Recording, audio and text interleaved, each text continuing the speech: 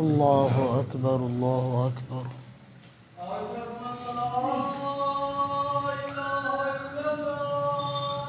أشهد أن لا إله إلا الله.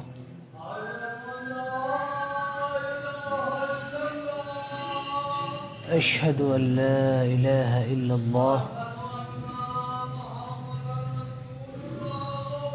أشهد أن محمد رسول الله.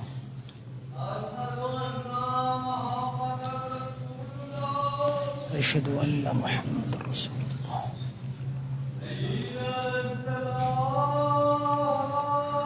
لا حول ولا قوة إلا بالله.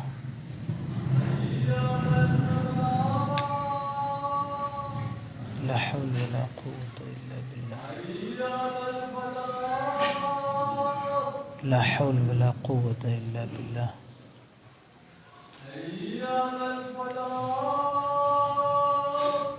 لا حول ولا قوة إلا بالله.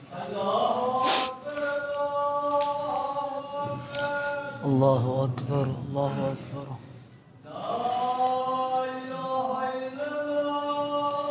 لا إله إلا الله. اللهم صل على محمد وعلى آل إبراهيم وعلى آل إبراهيم إنك حميد مجيد. اللهم بارك على محمد وعلى آل محمد باركت على إبراهيم وعلى آل إبراهيم إنك حميد مجيد. اللهم رب هذه الدعوة والصلاة القائمة الوسيلة والفضيلة وابعث مقام محمود الذي وعدته.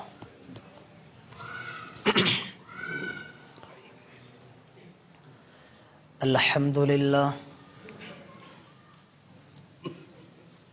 نحمده ونستعينه ونستغفره ونعوذ بالله من شرور أنفسنا ومن سيئات أعمالنا.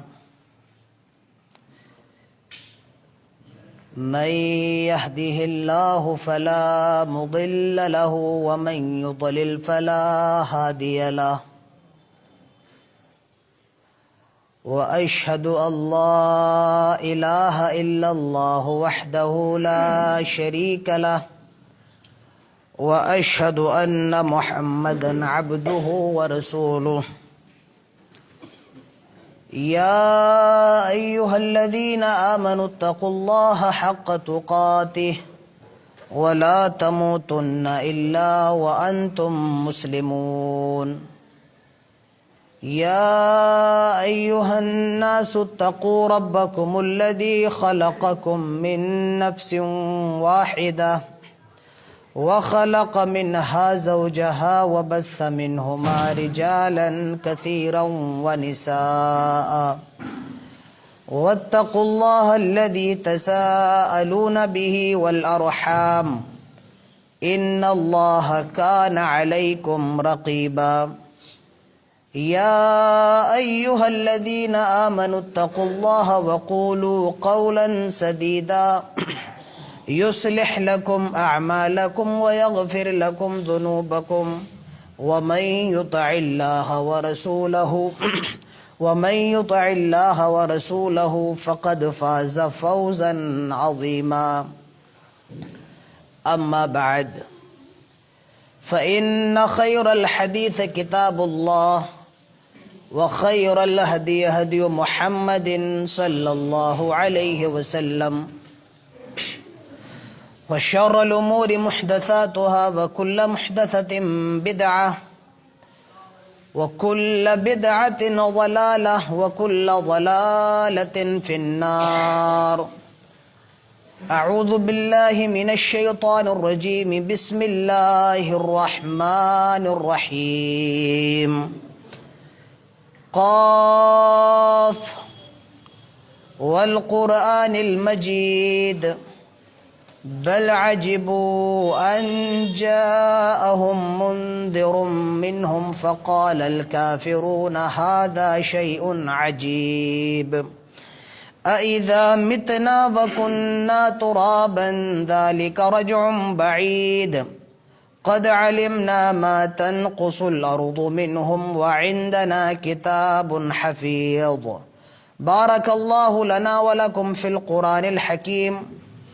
وقال الله تعالى في مقام آخر اعوذ باللہ من الشیطان الرجیم ثم قست قلوبكم من بعد ذلك فهي كالحجارة أو أشد قسوة وإن من الحجارة لما يتفجر منه الأنهار وإن منها لما يشقق فيخرج منه الماء وإن منها لما يهبط من خشية الله وما الله بغافل عما تعملون وقال النبي صلى الله عليه وسلم وإن في الجسد مضغة وإذا صلحت صلح الجسد كله وإذا فسدت فسد الجسد كله متفق عليه رب اشرح لي صدري ويسر لي أمري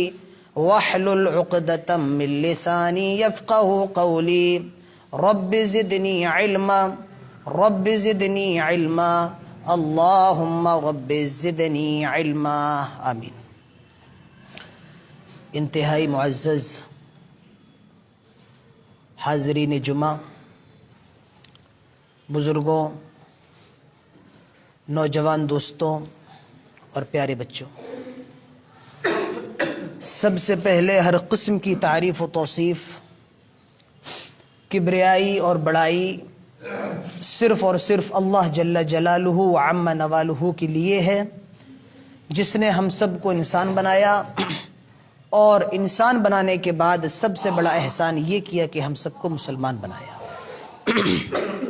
بعدہ قیامت کی صبح تک لاکھوں کروڑوں درود و سلام نازل ہوں تمام نبیوں پر، تمام رسولوں پر بالعموم، اور بالخصوص ہمارے اور آپ کے آخری اور پیارے نبی جناب محمد رسول اللہ صلی اللہ علیہ وسلم پر اللہم صلی وسلم وبارک علیہ۔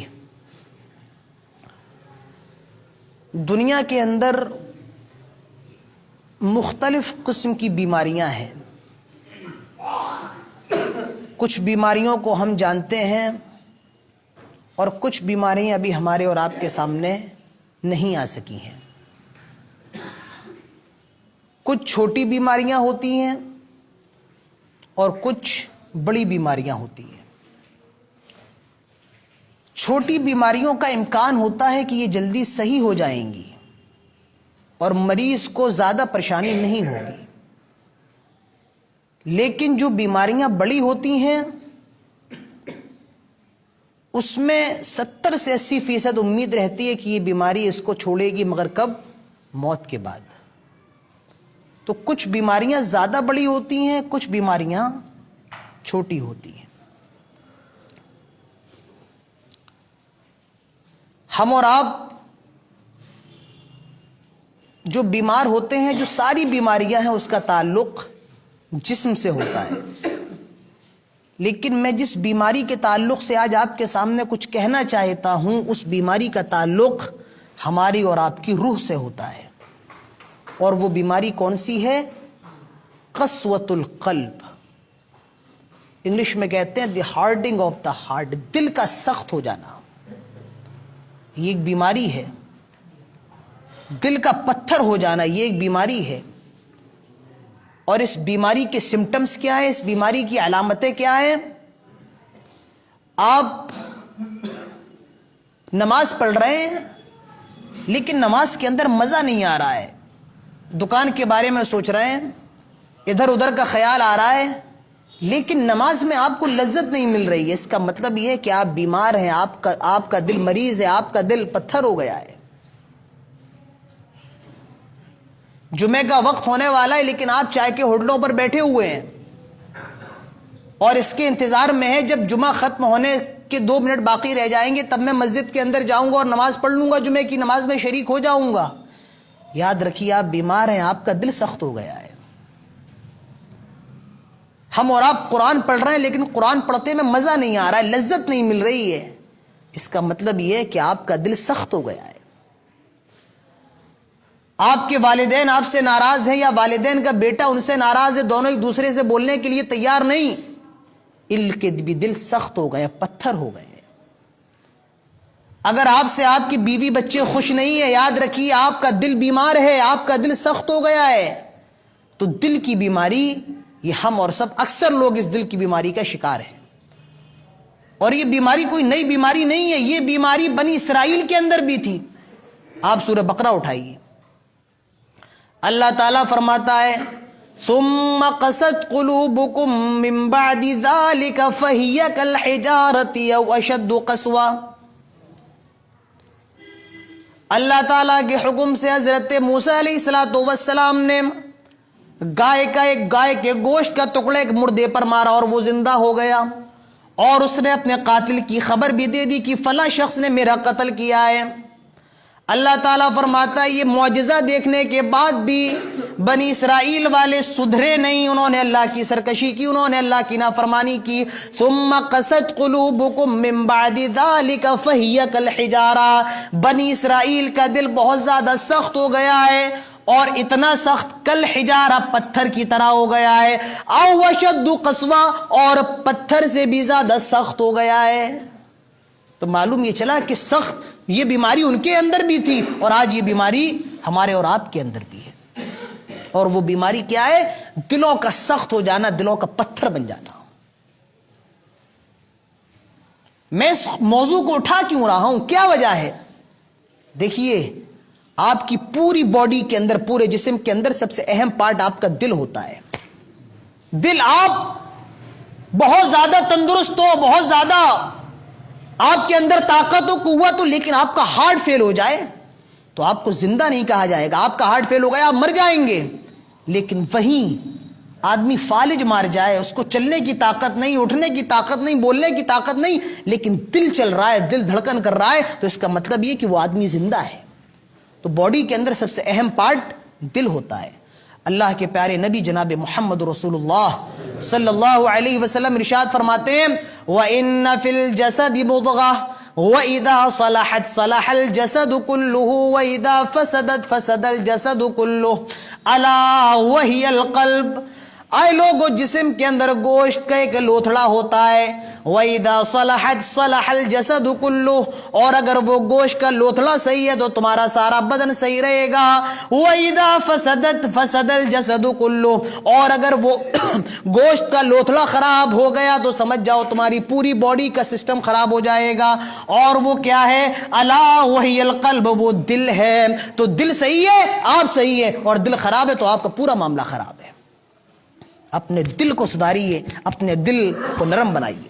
اللہ کے پیارے نبی جناب محمد رسول اللہ صلی اللہ علیہ وسلم ارشاد فرماتے ہیں ان اللہ لا ينظر الى اجسامکم ولا الى صورکم ولكن ينظر الى قلوبکم. تم کتنے زیادہ باڈی بلڈر ہو، تمہارا شریر کتنا زیادہ اچھا ہے، تمہاری لمبائی کیسی ہے، تمہاری باڈی کیسی ہے. ان اللہ لا ينظر الى اجسامکم، اللہ تعالیٰ تمہاری باڈی نہیں دیکھتا ہے، اللہ تعالیٰ تمہارے جسم نہیں دیکھتا ہے. ولا الى صورکم، تم کتنے زیادہ گورے ہو، تمہاری آنکھیں کتنی خوبصورت ہے، تمہارا چہرہ کتنا خوبصورت ہے، اللہ یہ بھی نہیں دیکھتا ہے.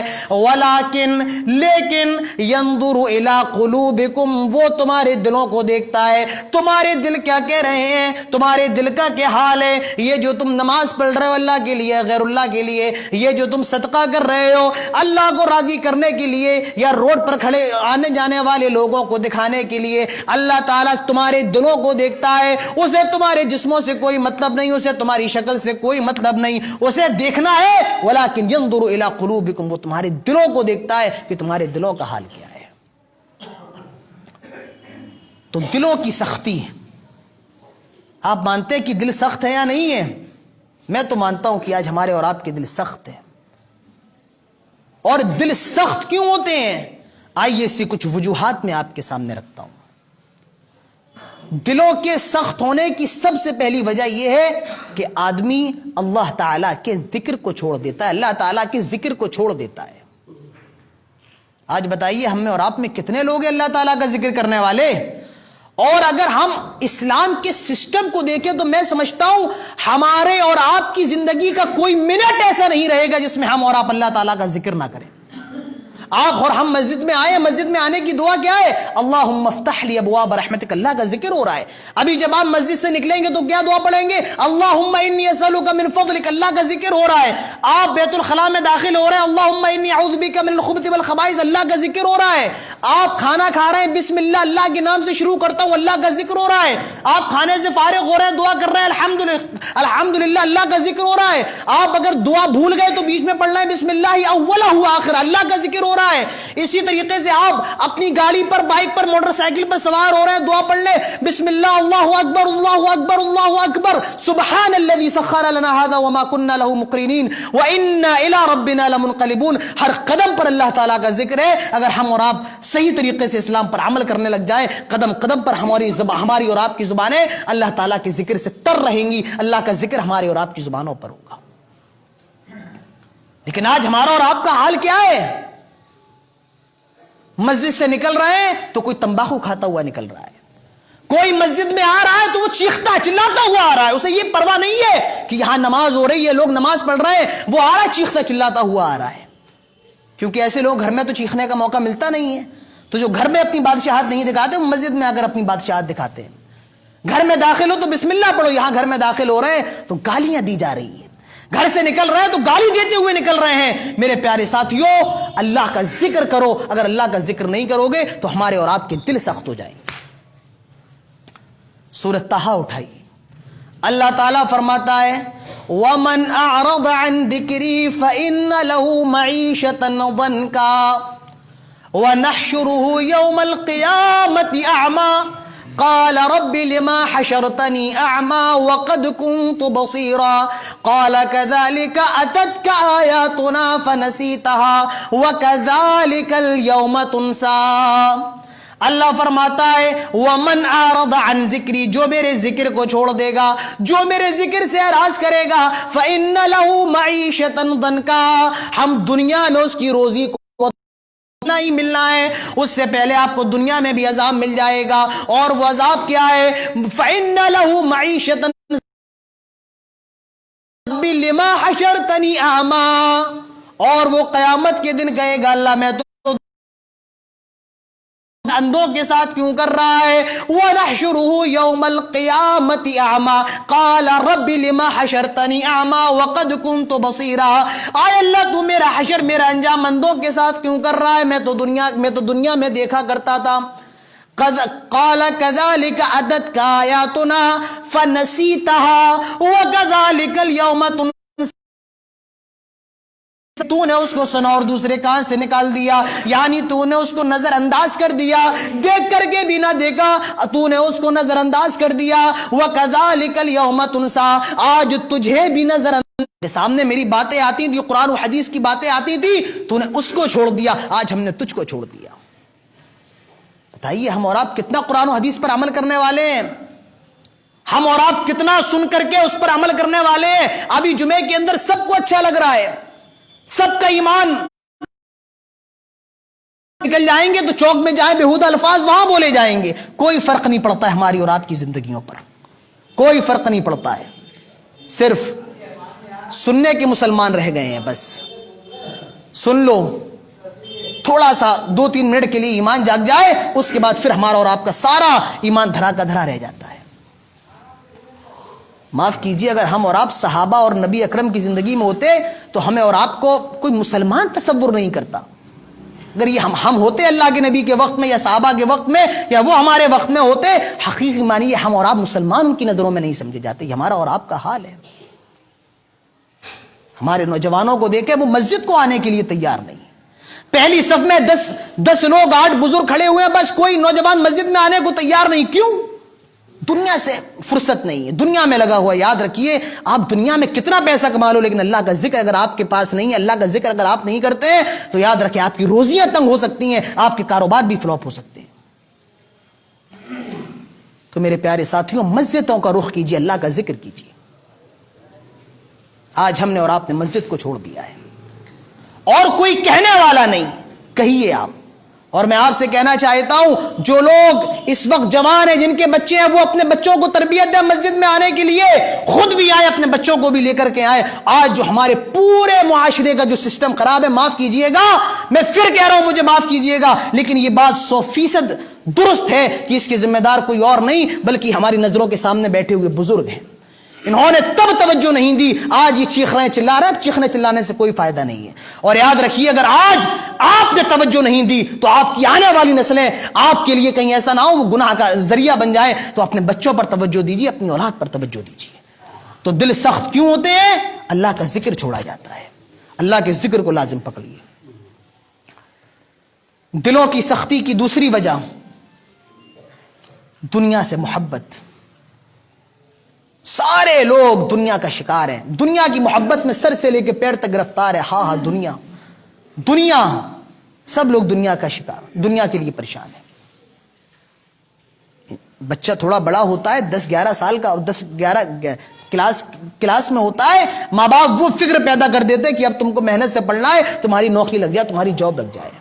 وہ محنت کرتا ہے اتنا پڑھتا ہے کہ اس کی زندگی کے 30 سال ختم ہو جاتے ہیں. جب پڑھ لیا تو 3-4 سال پھر اس کو جاب تلاش کرنے میں لگ جاتا ہے.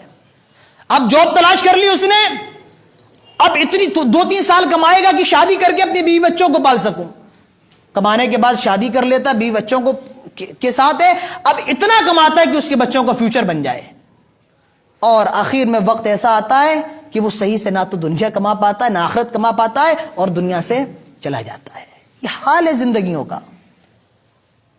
جامعہ ازہر کے سابق شیخ الجامعہ شیخ طنطاوی رحمۃ اللہ علیہ کہا کرتے تھے کہ دنیا سے اپنا زیادہ دل نہ لگاؤ. وہ کہتے جب میں چھوٹا تھا تو لوگوں نے کہا کہ بھئی اس کو حفظ کرا دو تو میرے ماں باپ نے حفظ کر اس کو بی اے کروا لو. کہا میں نے بی اے بھی کر لیا پھر ماسٹر بھی کر لیا پھر ایم فل بھی کر لیا. اس کے بعد کہا گیا شادی کرواؤ شادی بھی ہو گئی اور یہاں تک کہ میں موت کی کغار پہ پہنچ گیا لیکن میں کوئی اپنی زندگی میں بہت بڑا عمل نہیں کر پایا. تو اسی لیے دنیا سے زیادہ دل نہ لگاؤ سے سیکھیے. حضرت عبداللہ ابن مسعود فرماتے ہیں نام رسول اللہ صلی اللہ علیہ وسلم علی حصیر. اللہ کے نبی چٹائی پر لیٹے ہوئے ہیں اور کون سی چٹائی؟ کھجور کے پتوں سے بنی ہوئی چٹائی پر لیٹے ہیں. حضرت عبداللہ ابن مسعود فرماتے ہیں جب اللہ کے نبی بیدار ہوئے تو آپ کی آنکھیں کھل گئیں اور آپ کھڑے ہو گئے. ہم نے آپ کی پیٹھ پر اس چٹائی کے نشانات دیکھے. وہ نبی جس کے ایک اشارے پر صحابہ گردنیں کٹانے کو تیار ہو جائیں وہ میرے نبی کا حال کیا ہے؟ آپ ایک ایسی چٹائی پر لیٹے ہوئے ہیں جو اتنی کھردری ہے کہ اس پر آپ کی پیٹھ پر اس کے نشان آ گئے. نام رسول اللہ علی حصیر. آپ ایک چٹائی پر لیٹے ہوئے تھے. آپ جب اٹھے تو آپ کی پیٹھ پر چٹائی کے نشانات نظر آئے.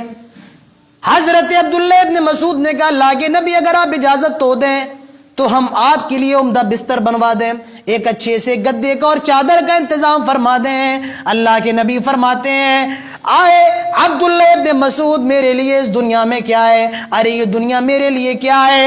انا فی الدنیا کراکب استظل تحت الشجرہ راح ثم ترکہا. آئے عبداللہ ابن مسعود میں تو اس دنیا میں اس مسافر کی طرح ہوں جو سفر کر رہا ہے اور ایک پیڑ نظر آیا اس پیڑ کے سائے میں آرام کرنے کے لیے لیٹ گیا اور پھر جا کر راح ثم راح و ترکہا پھر چل دیا اور اس پیڑ کو چھوڑ دیا. میں تو دنیا میں اسی طریقے سے ہوں یعنی میں یہاں پر مسافر ہوں بس چند گھنٹے کے لیے یہاں پر آرام کرنے کے لیے آیا ہوں. اس کے بعد تو ہمیں اور آپ کو چلا جانا ہے. ہماری اور آپ کی اصل منزل وہ کوئی اور نہیں بلکہ وہ قیامت ہے وہ جنت و جہنم ہے. یہ دنیا تو ہمارے لیے ایگزام گاہ ہے امتحان گاہ ہے. ہماری اصل منزل جنت یا جہنم ہے. اللہ کے نبی اسی لیے فرماتے ہیں کن فی الدنیا کانک غریب او عابر سبیل. دنیا میں ایسے رہو جیسے کہ تم انجانوں کو جانتے ہی نہیں ہو. او عابر سبیل یا تم مسافر ہو راستے سے گزر رہے ہو. تم دنیا میں اس طریقے سے رہو یعنی دنیا سے زیادہ دل نہ لگاؤ. صرف ضرورت کا کام اس سے زیادہ کچھ نہیں کیونکہ تمہیں اور تم سب کو مر کے تو جانا ہے دنیا سے. کوئی ہمیشہ باقی رہنے والا نہیں ہے. کن فی الدنیا کانک غریب. دنیا میں ایسے رہو جیسے انجان ہو یا پھر مسافر ہو. دنیا کا ہم اور آپ دنیا کے شکار ہیں، دنیا کی محبت میں ڈوبے ہوئے ہیں، اسی لیے ہم اور آپ، ہمارے اور آپ کے دل سخت ہو گئے ہیں۔ دلوں کو سخت، ہمارے دل سخت کیوں ہوئے ہیں؟ اس کی تیسری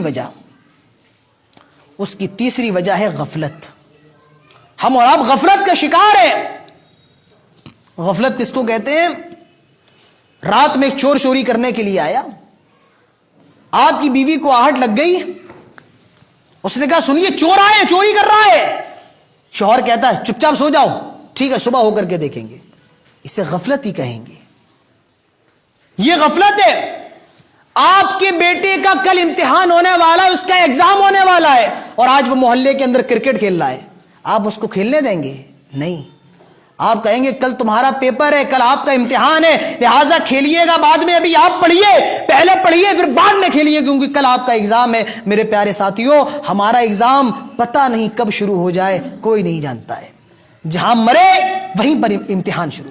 اللہ تعالیٰ فرماتا ہے اقترب للناس حسابهم وهم فی غفلت معرضون، لوگوں کے امتحان کا وقت بہت زیادہ قریب آ گیا ہے، لیکن وہ پھر بھی غفلت میں پڑے ہوئے ہیں۔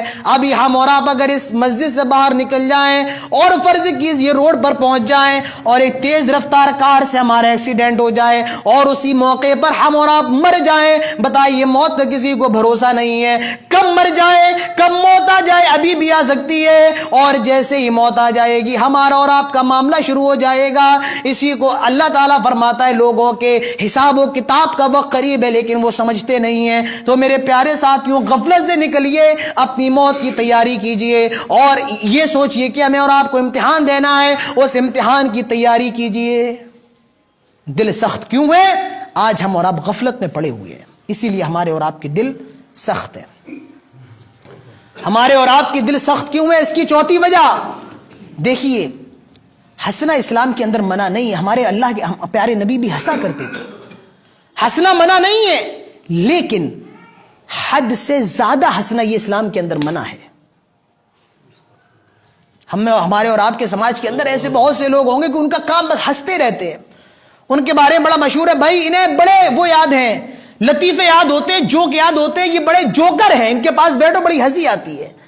زیادہ ہنسنا اسلام کے اندر درست نہیں ہے۔